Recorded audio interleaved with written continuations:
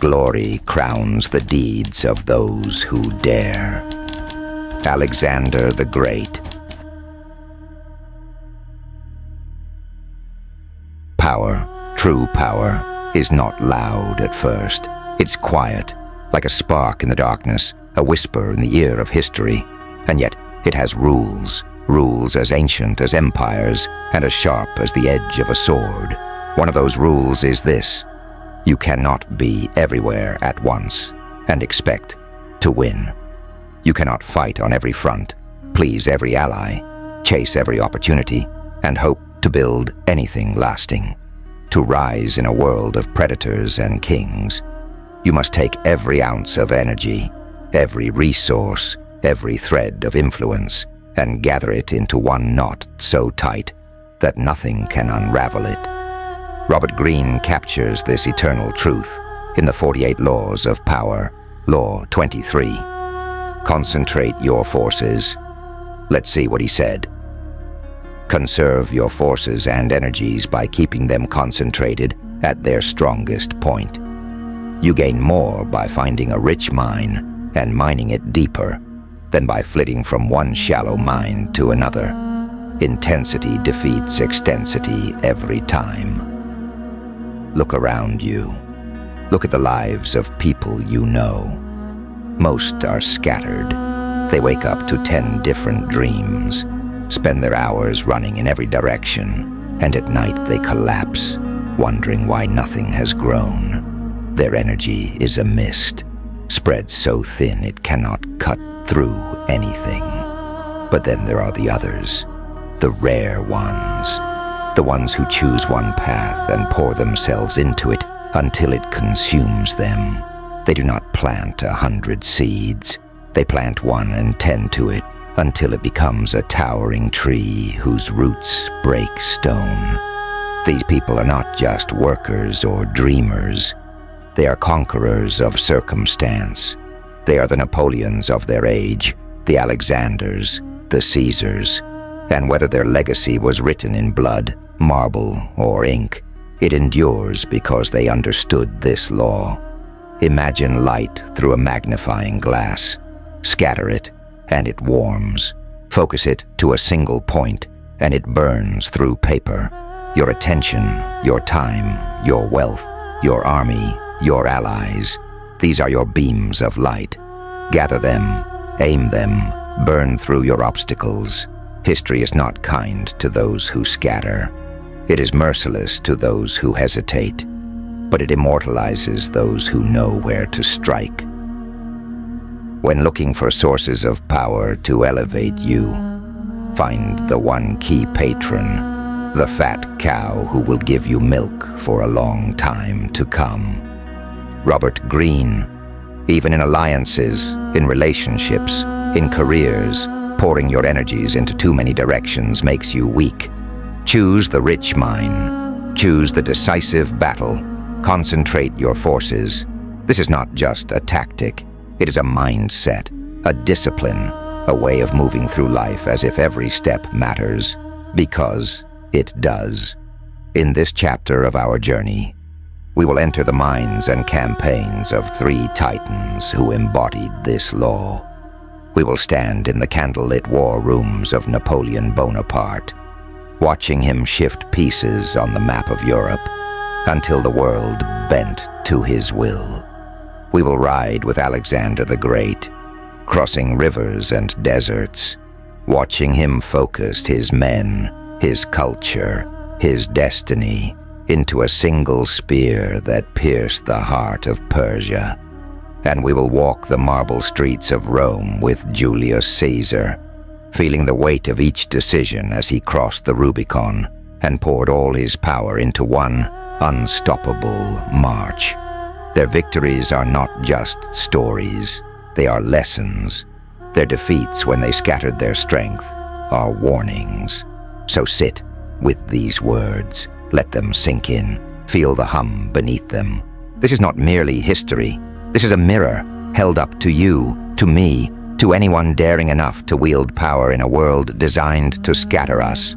Focus, gather, strike. Welcome to Law 23. Concentrate your forces.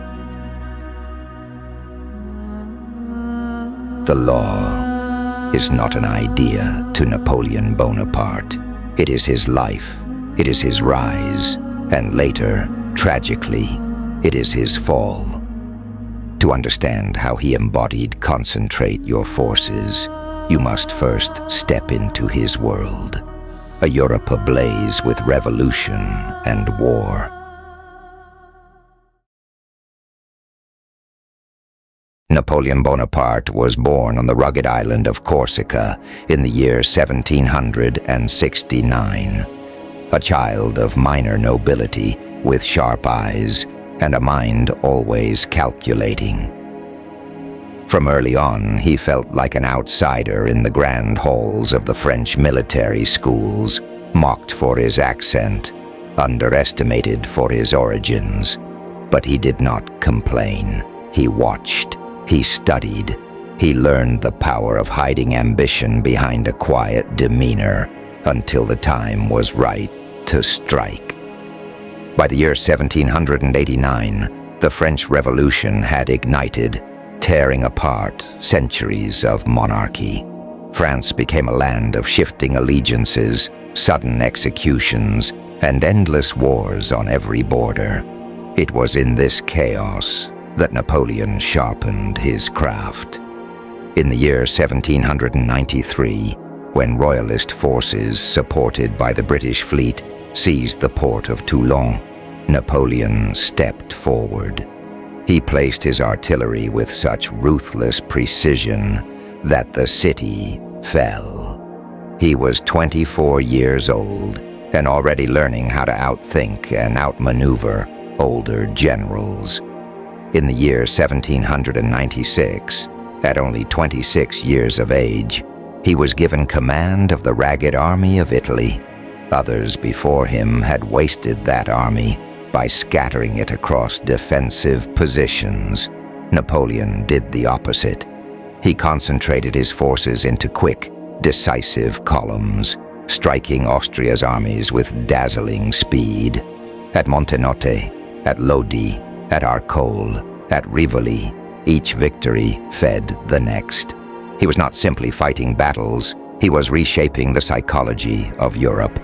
By the year 1797, Austria was on its knees, and Paris whispered his name with awe and a little fear. Years later, in the year 1804, he walked into Notre Dame Cathedral, where the Pope waited to crown him emperor. But Napoleon did not kneel. Instead, he took the crown from the Pope's hands and placed it on his own head. It was not just a ceremony. It was a calculated spectacle, a message to every monarch in Europe that he owed his power to no one. The monarchs heard the message and united against him. Britain, Austria, and Russia formed the Third Coalition. Any ordinary ruler would have panicked, tried to defend every frontier, and exhausted himself. But Napoleon studied his maps like a hunter studying his prey. He knew their weaknesses, their pride, their impatience. He knew how to lure them into a trap. On the 2nd day of December, in the year 1805, near the town of Austerlitz, 3 emperors' armies clashed. Napoleon's 73,000 men faced 85,000 Russians and Austrians. He deliberately weakened his right flank, a move that appeared reckless, almost desperate. The Allies took the bat, rushing to exploit the weakness. But Napoleon's eyes were already on their center, where he had hidden his reserves. When the moment came, he struck. His troops poured through the gap with ferocity. Cavalry encircled fleeing regiments. Artillery pounded the frozen lakes until the ice broke under retreating soldiers. More than 30,000 enemies fell that day. It was not only victory, it was art. It was cunning focus made real. 1 year later, in 1806, proud Prussia dared to challenge him. Napoleon moved with frightening speed. On the 14th day of October, in 2 battles fought on the same day, he shattered their forces at Jena, while Marshal Davout crushed another Prussian army at Auerstedt. Napoleon did not waste strength defending scattered positions. He concentrated his blows, striking where it mattered most, and the vaunted Prussian army collapsed in a matter of days.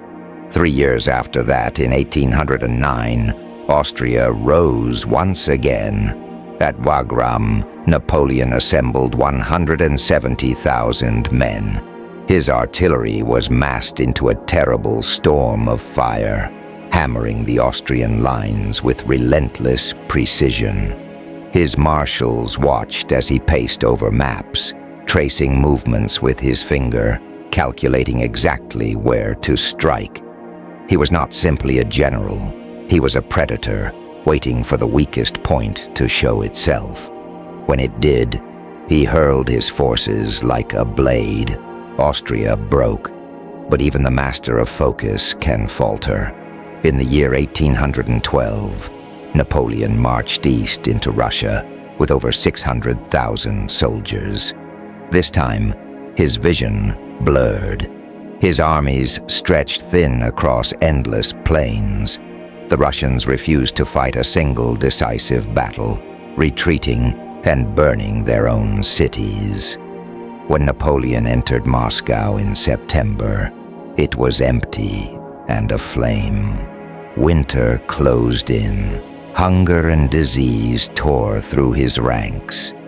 When he retreated, fewer than 100,000 men survived.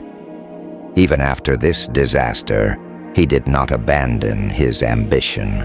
In the spring of 1815, Napoleon escaped exile on Elba and returned to France. For one last campaign, he rallied his supporters. But at Waterloo, he divided his attention between Wellington's British forces and Blücher's Prussians. His attacks lacked the concentration that had once made him unstoppable. Defeat followed, and Napoleon was sent into final exile on St. Helena, where he died in the year 1821, far from the fields he had once commanded. Napoleon's life is the embodiment of Law 23. When he focused his forces, he was invincible, reshaping Europe in his image. When he scattered them, his empire crumbled. His victories are lessons. His failures are warnings. From the smoke and thunder of European battlefields, from the cold cunning of Napoleon's maps and maneuvers, step further back through time. Before muskets and cannons, before empires sprawled across oceans, there was another young conqueror who embodied the very same law. In a world of spears and phalanxes, under the burning sun of the ancient East, he gathered every ounce of power into a single vision and carved his name across continents. Let us ride with Alexander the Great and watch how the art of concentrating forces was written into legend long before Napoleon ever drew a sword.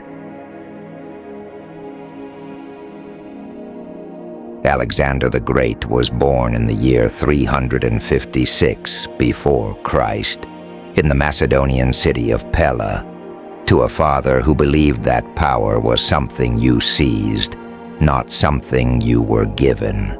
King Philip trained his son with tutors, warriors, and schemers. Even as a boy, Alexander listened more than he spoke. He watched, calculated, and waited. When Philip was assassinated in 336 before Christ, the 20-year-old Alexander became king. Many believed his reign would be short and troubled. Greece was restless, and the great cities of Thebes and Athens doubted him. He moved faster than any of them expected. He descended on Thebes like a shadow, crushed its rebellion in a single stroke, and reduced the city to rubble. Spared only were its temples and its poets. A message sent to the world, "Do not test me." But Alexander's mind did not linger on Greece. His eyes were fixed east, on the Persian Empire, an empire so vast it seemed untouchable. This is where Law 23 begins to breathe. Alexander did not waste himself on a dozen small goals. He gathered his energy, his men, his ambition, and aimed everything at one decisive vision. In the spring of 334 before Christ, he led 35,000 troops across the Hellespont. The Persian satraps assumed he would secure supply lines and divide his forces. He did not. At the Battle of the Granicus River, Alexander led a furious charge across the water itself, driving into Persian cavalry with reckless precision. His enemies broke. His soldiers saw what kind of leader they followed, one who refused to scatter his strength. 1 year later, near the narrow plains of Issus, Alexander faced Darius III. The Persian king's army dwarfed his own. A lesser general would have spread his troops thin to meet the oncoming tide. Alexander instead formed his men into a single spearhead and drove straight for Darius. The Persian line shattered. Darius fled, abandoning his own family to capture. Alexander treated them with respect, spreading whispers that he was not just a conqueror, but a ruler worth following. He was concentrating not only his forces, but his image, shaping the narrative before his enemies could. When the island fortress of Tyre resisted him in 332 before Christ, his generals advised bypassing it. But Alexander understood the law: never leave a threat at your back. He ordered a causeway built across the sea, a feat that consumed 7 months and cost countless lives.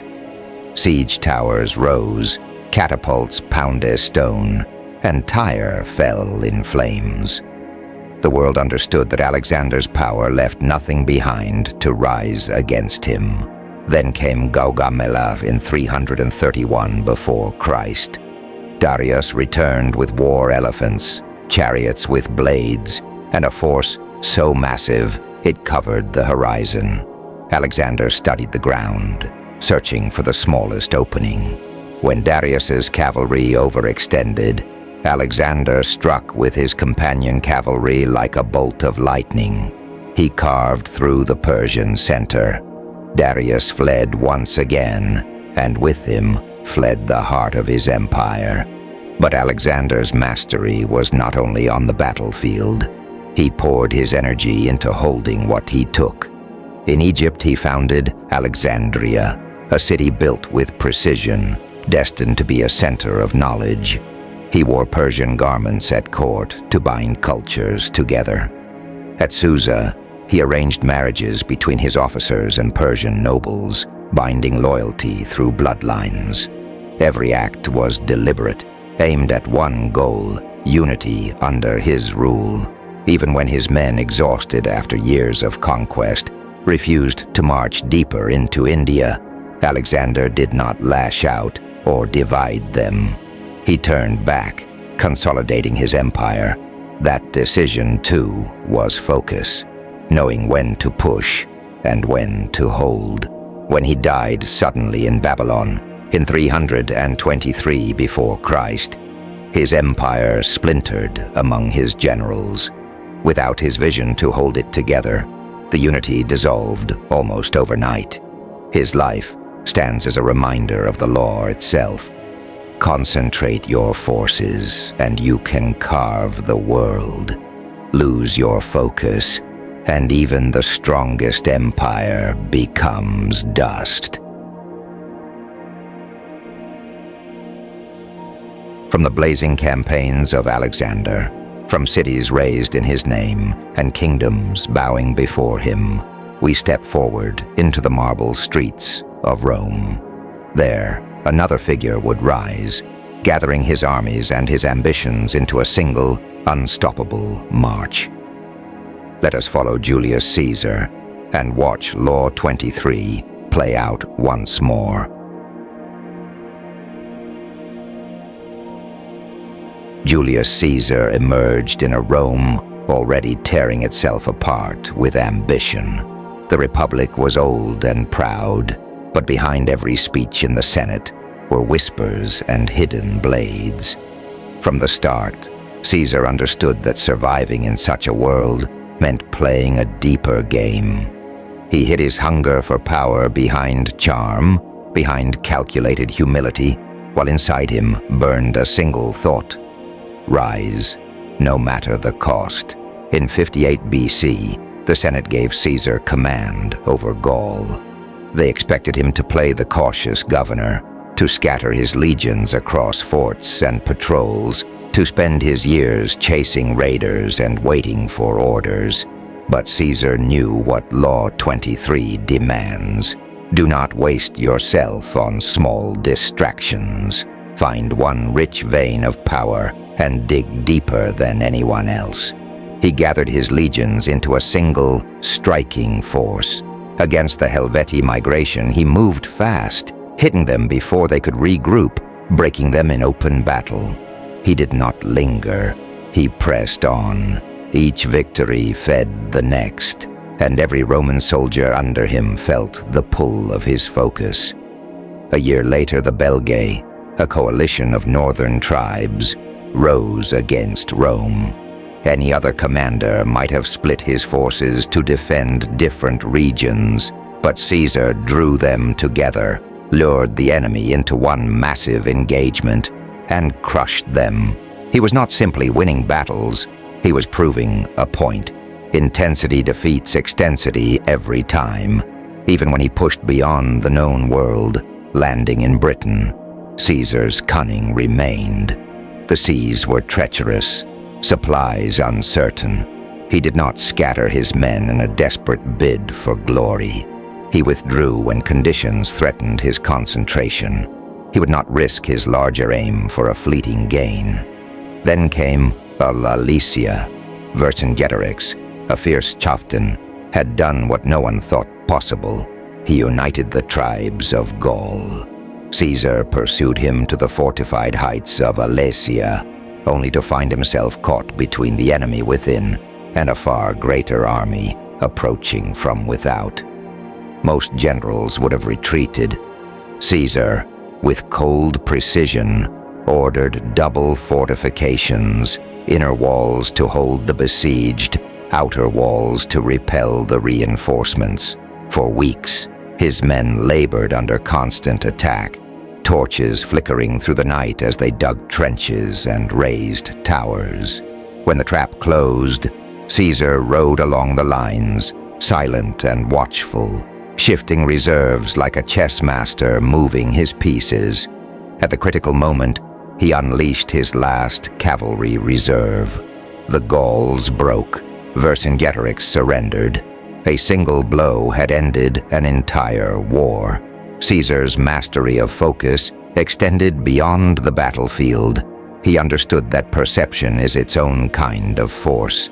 He wrote his commentaries on the Gallic Wars, sending them to Rome to be read aloud to senators and citizens alike. He controlled the narrative, shaping how they saw him before his enemies could. He mined not only the gold of conquered lands, but the gold of public opinion. In 49 BC, the Senate, fearful of his rising power, ordered him to disband his army and return to Rome alone. To obey would mean losing everything. Caesar stood on the banks of a shallow river in the north, the Rubicon. Behind him, safety and obscurity. Ahead, civil war and the chance at ultimate control. He whispered words that history would never forget. The die is cast. Then he crossed, Haba's legions following, every man knowing there was no turning back. Rome froze as he advanced. Cities opened their gates without resistance. Pompey, champion of the Senate, fled across the sea. A year later, they met on the plains of Pharsalus. Pompey's army was larger, But Caesar placed his veterans on the right, hiding a reserve of cavalry like a knife in the shadows.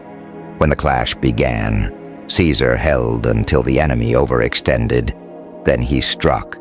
The hidden cavalry swept the field. Pompey's line shattered, and the war was decided in a single stroke. Back in Rome, Caesar concentrated his power even further. He redistributed land to his veterans, canceled crippling debts, expanded citizenship, and created the Julian calendar that still governs our time. Every action was deliberate, every reform aimed at tightening his hold on the Republic. He embodied the very words Green would write centuries later. You gain more by finding a rich mine and mining it deeper than by flitting from one shallow mine to another. But focus must never blind you. While Caesar devoted himself to reshaping Rome, conspirators devoted themselves to ending him. In the Senate chamber on the Ides of March, they struck.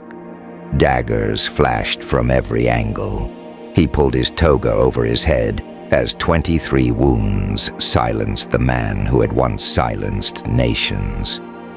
Caesar's life is a living lesson of Law 23. When he concentrated his forces, military, political, and psychological, he bent the world to his will. When his focus slipped from those closest to him, his empire ended not with a battle, but with whispers and knives. His victories are a blueprint. His death is a shadowed warning.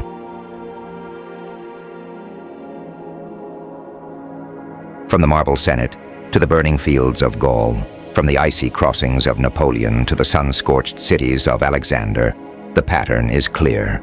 Robert Greene's Law 23 is not advice. It is survival.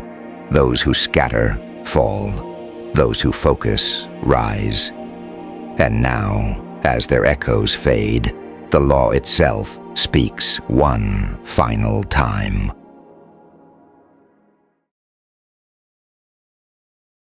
Power is not built in 1,000 directions. It is not earned by chasing every opportunity or fighting every battle that calls your name. Power belongs to those who choose a single aim and pour everything, time, will, resources, reputation, into it until the world bends around them. Napoleon chose his fields and struck with a blade so sharp Europe trembled until the day he scattered his forces and his empire crumbled into snow and ash. Alexander crossed seas and deserts, driving straight into the heart of Persia, never leaving a threat at his back, until death took him and his empire split like broken glass. Caesar gathered legions and loyalty, weaving battles and propaganda into one unstoppable march until daggers found him in the very heart of Rome. Each man proved the same truth. When they concentrated their forces, they became unstoppable. When they scattered, they became mortal. Robert Greene distilled their lives into words we can carry into our own. Conserve your forces and energies by keeping them concentrated at their strongest point. Intensity defeats extensity every time. Look at your own life. Where are you scattering yourself? Which distractions are stealing your strength? Which battles are you fighting that mean nothing in the end? Find your rich mine. Dig deeper. Focus until your effort burns through every obstacle. This is not only history, it is a warning and a promise. Power is not for those who dabble. It is for those who choose, those who cut away the unnecessary, those who make their life into a single blade. Concentrate your forces, gather your will, choose your battlefield, and strike. Like, subscribe, comment, or don't. You are the master of your own life.